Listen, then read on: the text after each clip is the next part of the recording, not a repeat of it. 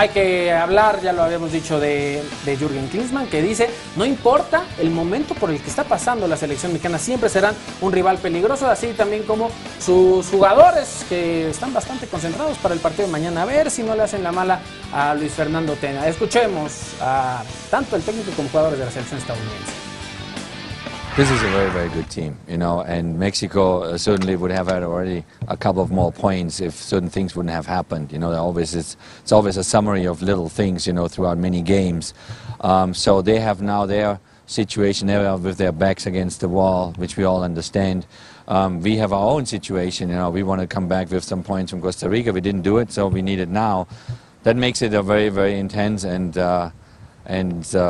very hard-fought game on Tuesday night. You know, for us, it's important for us to just focus on what we're doing and you know, make sure we prepare properly and you know, hopefully get off to a better start in the game. And I think if we do that, you know, we have the quality, and you know, Mexico is one of our toughest competitors, and I think we'll be ready for Tuesday.